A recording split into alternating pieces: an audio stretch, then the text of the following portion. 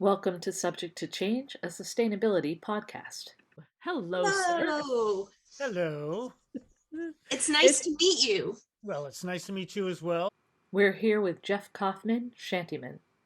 Right after I had done my 35th year at Mystic Seaport and had had directed my 25th festival, Sea Music Festival, I handed the reins of the event over to A.J. Wright Mm-hmm. and was prepared, and I did retire from Mystic Seaport at that point, 2 weeks after that event. Unfortunately, COVID came in, and AJ and 95% of the staff were not just laid off, they were fired outright. And the attitude of the incoming administration was that the festival that we had run for 40 years was really not significant enough to carry on in that form. A little about Mystic Seaport Museum. And I just want to say, okay, this is catching Lauren up and catching our viewers up a little bit. Mystic Seaport Museum is I'm going to say in brief, it's a foundational experiential museum about the history at a certain time, mostly of life on the sea, and has several ships and displays how to set the sails, how to cook over an open hearth, how to be a shipwright and actually do ironwork for the ships and ships carving, all the things that are related, and has been in Mystic, Connecticut. I remember my mom telling me that she used to play on one of the ships before it was restored the first time. So this was in the 40s and 50s, the Charles W. Morgan. So that's one piece of this. And then the Sea Music Festival. Give us a sense of the reach of this, the 40 years of the Sea Music Festival. What kind of music, what kind of countries have been represented? The history of the Sea Music Festival.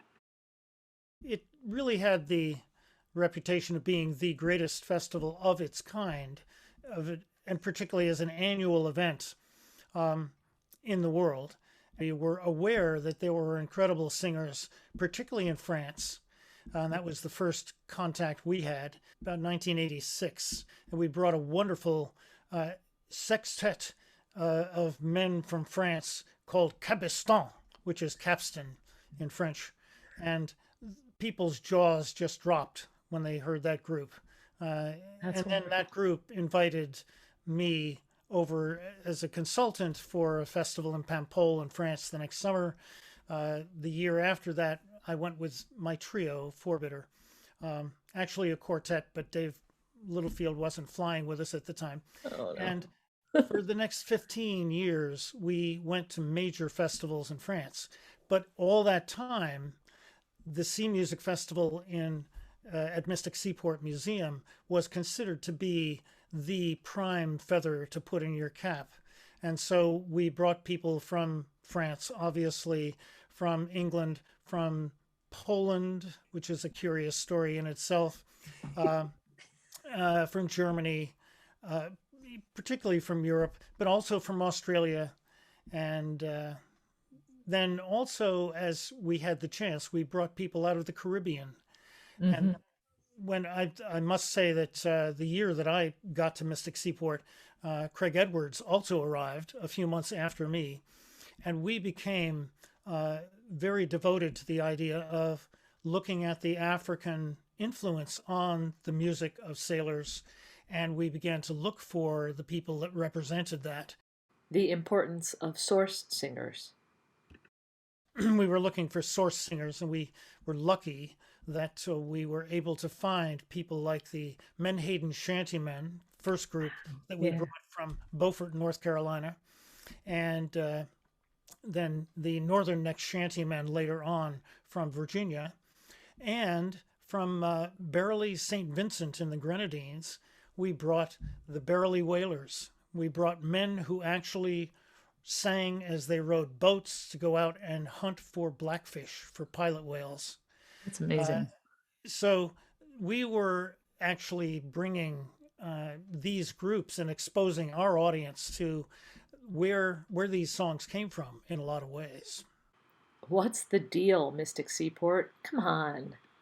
The communication of song, I think, is a power that we need to employ more, which is why I'm going to say I was so stunned as a member of Mystic Seaport Museum that there was a turning away from the music. I don't know, and I kind of asked the question during the shanty sing, but I don't know the story. Are shantymen now not part of Mystic Seaport Museum, or was it relegated to turning their back on the festival? So far, no shanty singer has been hired back as a shanty singer. It's crazy. And so it seems that, and I do know that some small demonstrations are going on, but I don't think there's any move toward doing the kinds of demonstrations we were doing of hauling sails and such.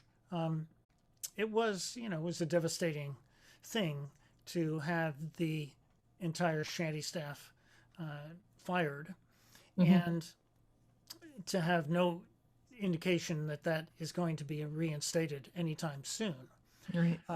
And the very specific comments of the new administration regarding the festival and its nature drove a number of us to create a committee to move the festival somewhere else. And so we will, in fact, be holding the Connecticut Sea Music Festival in Essex on the same weekend that it would have been at the seaport.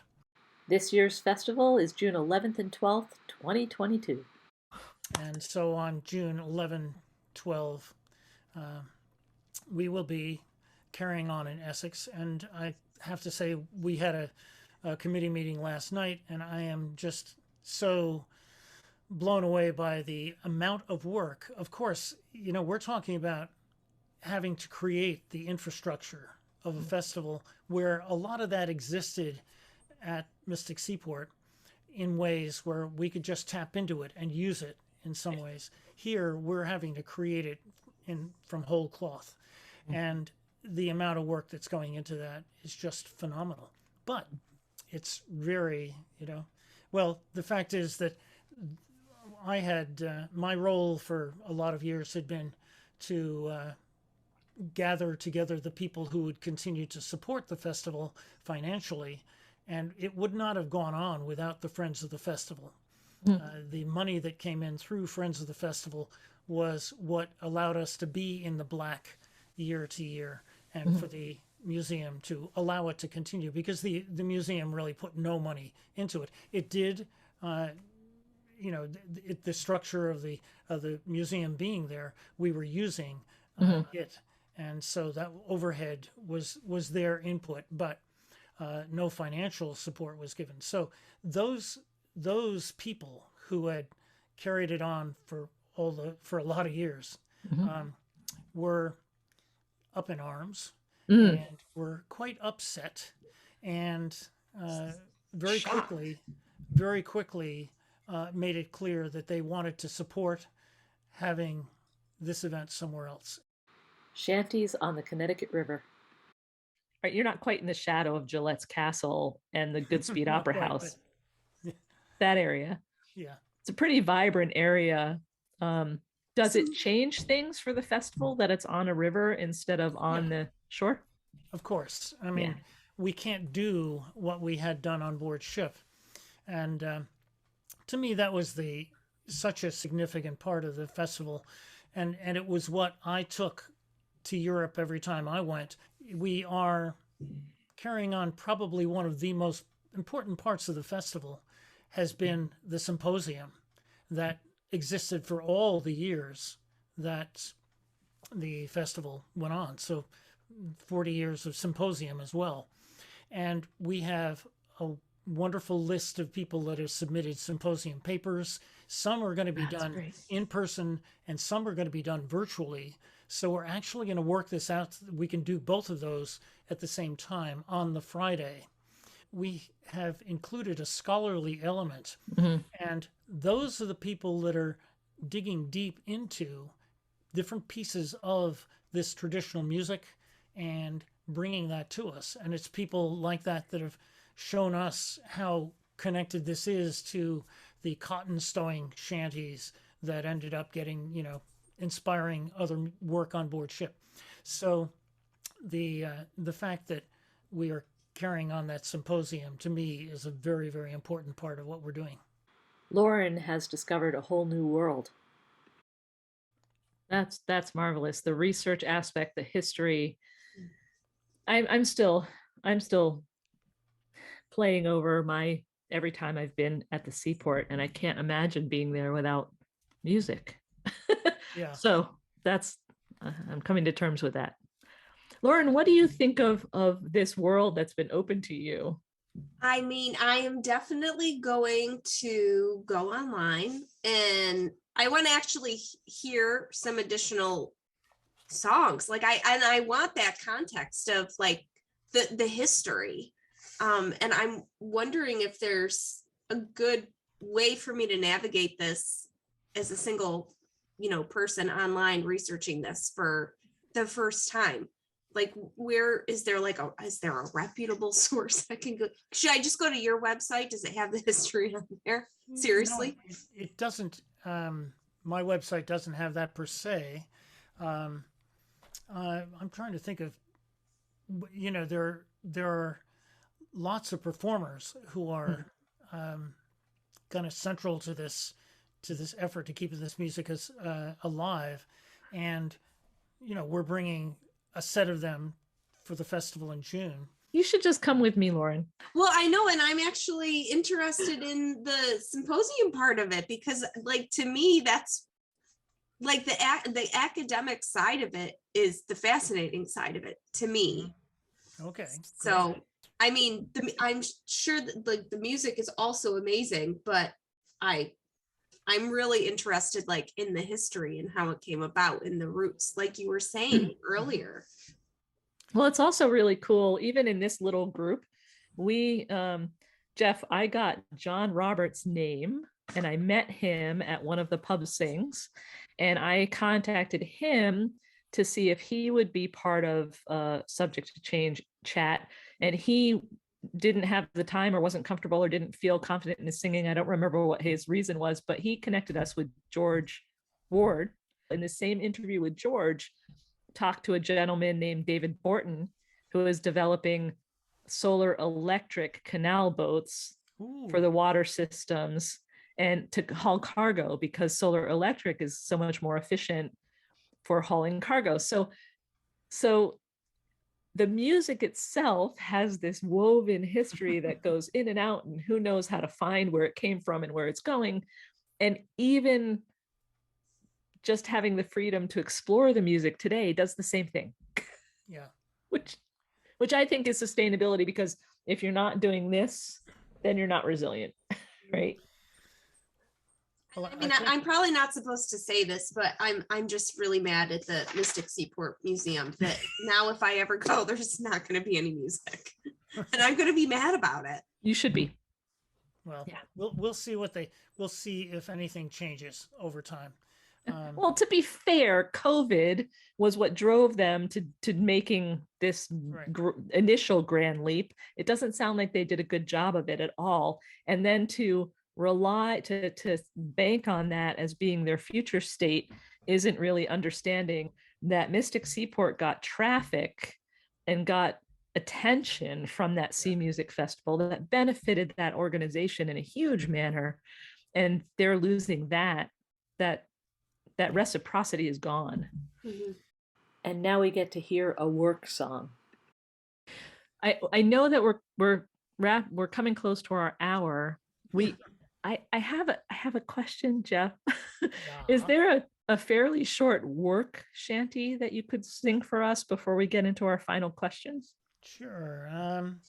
Well, my favorites of these are coming from those resources we talked about. So Menhaden, Shantymen, those might be a little long, but the Barely Whalers, for instance, for a rowing song, would use something very simple and very quick, and and it really works well in a whaleboat. I have to tell you, we've exercised it a number of times, and but they're talking about this song is Blackbird Get Up, and then Whitebird. So there's a whitebird and a blackbird in this. The sense is that they're talking both about the blackbird might be the blackfish, the pilot whale, and one of the images that they have is of a blackfish coming out of the water, and just so that, and it's dancing on its tail essentially. But then but we're also talking about the women back home when they get back with the catch, which for them was divided on shore by the people that came down to help get the blackfish up on the beach. Then everybody was sharing the goods, and then they would of course party, and you can imagine that they know how to do that in Barely St. Vincent. But this is the song that they would sing to row. So, blackbird get up, hi-ya, and she break a tail, hi-ya. Whitebird get up, hi-ya, and she do the same, hi-ya. Oh, Madonna, hi-ya, Emelina girl, hi-ya. Oh, Madonna, hi-ya, girl, come home with me, hi-ya. And it goes on and on. That's what's great about the work songs, right? Yeah. They're simple. Everyone can contribute to them. Very quick to learn, and creative song leaders or shantymen could add verses forever and a day if needed. And these guys would have to row for hours to get out to where the quarry was, and then row for hours bringing it back. And the stories, we interviewed them at one point, and their stories were incredible. They would do improvisational theatricals where they would each take parts, and they would do that for an hour. It's just incredible, phenomenal. The joy is in singing together. And just the music is always so enlightening to me. And when I say enlightening, I mean it informs me, but it also lightens me. When I would go to the pub sings with my knitting and just chant along in the choruses when I knew what to do, I would sit there for 4 hours with nursing a beer or two, and just feel so community tied. Yeah. And I'm thrilled that the festival is going to happen this year in its new form, in a new place, and with a lot of the same faces, and maybe inviting new faces. Yeah. So thank you for all of that. Yeah. Well, one of the great things about this tradition is the simple joy of singing, and singing in company with a bunch of people is just a phenomenal experience. And so whenever we have the chance to do it again in person, wherever it might be, Yes. I urge both of you to go and sing with everybody. Yeah, it's so much fun. Yeah. Lauren looks a little scared. I mean, I'll do my best. But I'm going to get there, Geoff. Absolutely. And I'm trying, I put the March date for the fundraiser on my calendar. I have to work that out still, but Okay. we'll see how that goes. But wonderful. Congratulations to your whole team too. We will make sure, say the not-for-profit name, say the organization name. The bigger name is Maritime Music and Traditions Society. Okay. And if you look that up, you'll come to a website. And eventually, I would say to Lauren that website will begin to accumulate information, and we will begin to put the history of this music in some form, in links and whatever on that website. So I think that's going to be so cool. Like that to me is so interesting. Like to see how these intersect. Thanks for joining Subject to Change to hear about the Sea Music Festival. Right. Well, thank you. And yeah, I guess fair wins. Indeed, fair winds. Geoff Kaufman has been a wonderful guest, and we want to thank you, Lauren Stanek and Jody Smits Anderson. Join us again.